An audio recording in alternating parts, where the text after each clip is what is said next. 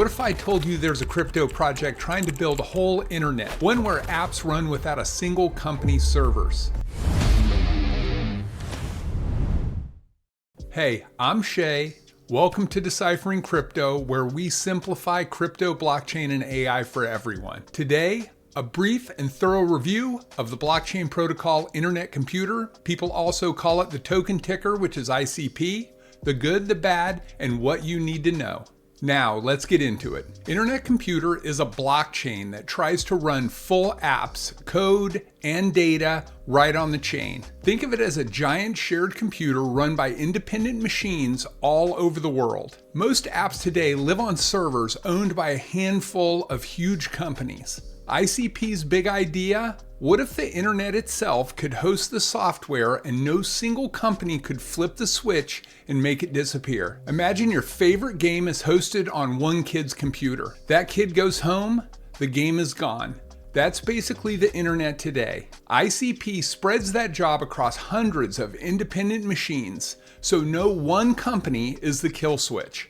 ICP is built on a few key ideas. Let me break them down. Apps on ICP are called canisters. A canister holds WebAssembly code, also called WASM, and runs on the network. Think of it as a sealed lunchbox. The code lives inside, users send requests to it. Now, that was the simple version. Now here's the deep end. The ultimate benefit is something that has never existed before in the history of finance or computing. A private key that controls real assets that no human being ever touches, sees, or can steal. Let that sit for a second. When a canister on ICP holds Bitcoin, the private key controlling that Bitcoin was never assembled in one place. It was born distributed, lives distributed, and signs distributed. There is no moment, no server, no employee, no HSM, no cold storage vault where the complete key exists. You cannot bribe someone for it. You cannot hack a server to get it. You cannot get a court order to seize it. The thing that would need to be stolen literally does not exist as a complete object anywhere in the world. ICP also has a built-in on-chain governance called NNS, the Network Nervous System. It manages upgrades and settings through proposals and votes automatically. No CEO required. The magic underneath it all is chain key cryptography. This is the umbrella term for a collection of cryptographic protocols that together allow the internet computer to function as a single, unified system despite being run by thousands of independent machines. Here's the simplified version of what that means. Imagine a treasure chest that only opens when 50 out of 100 kids turn their key simultaneously. No single kid has the full key, but together they produce one clean unlock. ICP uses a family of threshold signature schemes. BLS for internal consensus, a separate consensus for Bitcoin and Ethereum, and another for Solana. The result? Thousands of machines acting as one system able to sign transactions natively on other blockchains without a bridge. On fees, ICP flips the model. On most blockchains, you pay a gas fee every time. On ICP, the app pays for you. Developers load their canisters with cycles first, so users click buttons with no fee pop-up. Cycles are priced in XDR, the IMF's currency basket for stable real-world pricing. The biggest thing ICP shipped in 2025 is Chain Fusion. Direct connections to Bitcoin, Ethereum, and Solana. No bridges. No centralized choke points. It also produced chain key tokens, CK BTC, CK Ethereum, and CK USDC and USDT. Fully backed one-to-one, moving at ICP speed with almost zero cost. That's live right now. The ICP token has 3 jobs. First is governance. Stake ICP into Neurons, vote on proposals, earn rewards.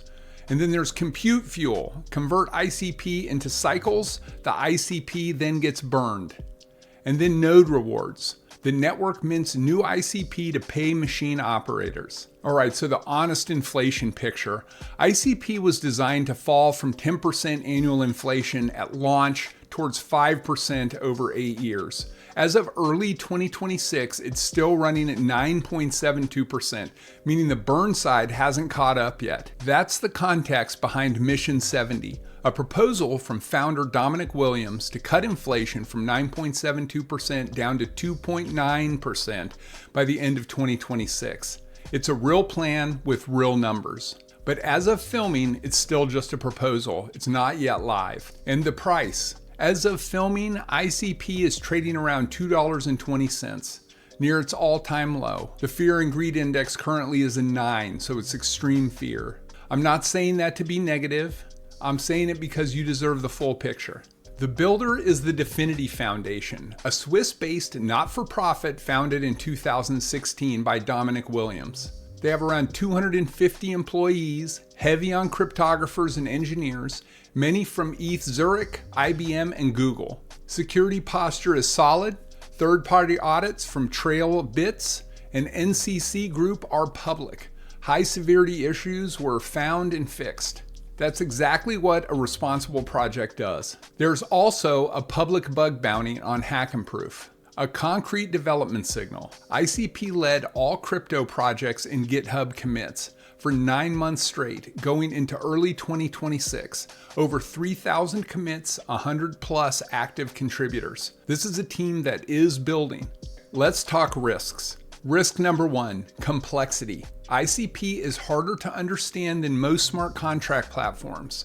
That slows adoption, increases mistakes, and raises the barrier for new developers. Risk number 2, the reverse gas trade-off. Yes, users don't pay fees, but developers pay forever.